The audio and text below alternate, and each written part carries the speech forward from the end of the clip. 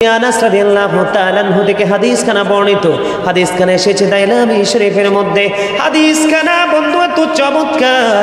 আমার নবী, আপনার নবী তো জাহানের বাদশা নবী, তিনি বলে দিয়েছেন কেউ যদি প্রাণের নবীকে ভালোবেসে প্রতিদিন 1000 বার যদি কেউ দরুদ পড়তে পারে রে, সে জান্নাত না দেখা পর্যন্ত তার মরণ হবে না। হাদিস শরীফের মূল কথা কি বুঝতে পেরেছেন? আরো জোরে বলেন। এজন্য বলি মন যদি দিতে হয় নবীকে দিও, আহা প্রাণ যদি দিতে হয় নবীকে দিও। তোমার কষ্ট যত না যিনি সইতে পারে না, তোমার কষ্ট যত না যিনি সইতে পারে না, সেই নবীকে ভালোবেসে, সেই নবীকে ভালোবেসে দুরুদ পড়িও। মন যদি দিতে হয়, আহা প্রাণ যদি দিতে হয় নবীকে দিও। জাহান্নামের গেইটে নবী থাকবেন দাঁড়াইয়া, চক্ষু মোবারকের পানি পড়বে গড়াইয়া।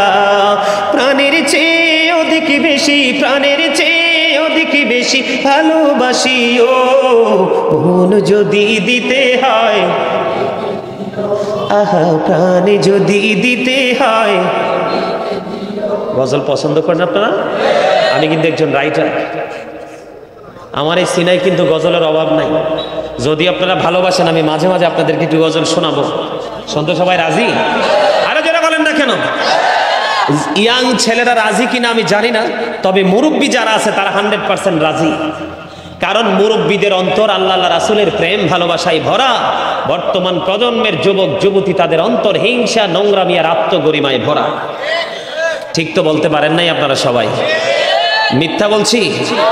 আজান দিলে কয়টা মুরব্বী মসজিদে যায় আর কয়টা ইয়াং ম্যান মসজিদে যায় একটু ফলো করবেন। বন্ধুরে আমার আলোচনা সেই দিকে নয়। ছোট্ট করে আপনাদেরকে আবার মনে করিয়ে দিলাম নবীর প্রেম, নবীর শান কত মহান। এবার আসুন, আমি যখন জিকির করেছি আপনারা অনেকেই বন্ধু জিকির করেননি ভালোভাবে, কিন্তু আমার মুরব্বী বাবারা, চাচারা সবাই প্রাণ খুলে জিকির করার চেষ্টা করেছে। রে যুবকের দল, আল্লাহ রাব্বুল আলামিন তোমাকে দেদারসে কথা বলার জন্য, তোমাকে দোকানে বসে, সমনিতে বসে, শপিং মলে বসে, বন্ধুদের সাথে বসে অপ্রাসঙ্গিক অগ্রহণযোগ্য আড্ডা দেওয়ার জন্য তোমারে জবান দেয়নি। প্রাণ খুলে কুরমা ফলাও খাওয়ার জন্য তোমার এই জবান দেয়নি।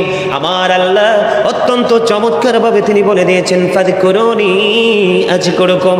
আল্লাহ বলেছেন remember me then I will remember you. আল্লাহ বলেছেন তোমরা আমাকে স্মরণ করো, আমি তোমাদেরকে স্মরণ করব। তাহলে আপনাকে আমাকে জবান দিয়েছে আল্লাহ রাব্বুল আলামিন আগে আল্লাহ রাব্বুল আলামিনের জিকির করার জন্য। আরো জোরে বলেন না ঠিক না ঠিক? বন্ধুরে আমার বলে হুজুর জিকির কেমন করে করব গো? জিকির করতে কি কি কন্ডিশন আছে গো হুজুর? কোনো কন্ডিশন নেই, কোনো শর্ত নাই রে বন্ধু। আল্লাহ রাব্বুল আলামিন জানিয়ে দিয়েছেন ফাযকুরুল্লাহা কিয়ামান, তোমরা দাঁড়িয়ে জিকির করো, কুউদান বসে জিকির করো, ওয়া আলা জুনুবিকুম তোমরা শুয়ে শুয়ে আল্লাহর জিকির করো। দাঁড়িয়ে জিকির করো, বসে জিকির করো, শুয়ে শুয়ে আল্লাহর জিকির করো, কিন্তু জিকির থেকে দূরে থাকা যাবে না।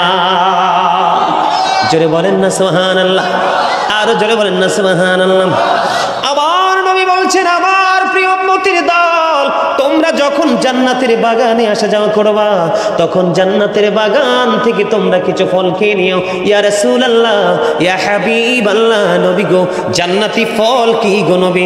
আমার নবী বলেছেন জিকির। সেই জিকির হলো হাদিস শরীফের মধ্যে এসেছে সুবহানাল্লাহ ওয়া বিহামদিল্লাহ লা ইলাহা ইল্লাল্লাহ সুবহানাল্লাহ ওয়া বিহামদিল্লাহ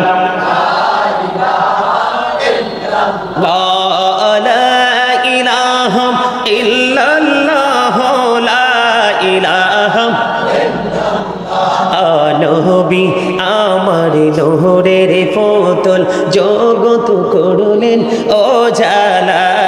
নবী আমার লোহরের পুতুল জগত করলেন ও জালা। রোজ হাসরে করবেন তিনি উম্মতের ফয়সালা। সুবহানাল্লাহ আলহামদুলিল্লাহ লা ইলাহা ইল্লাল্লাহ সুবহানাল্লাহ সুবহানাল্লাহ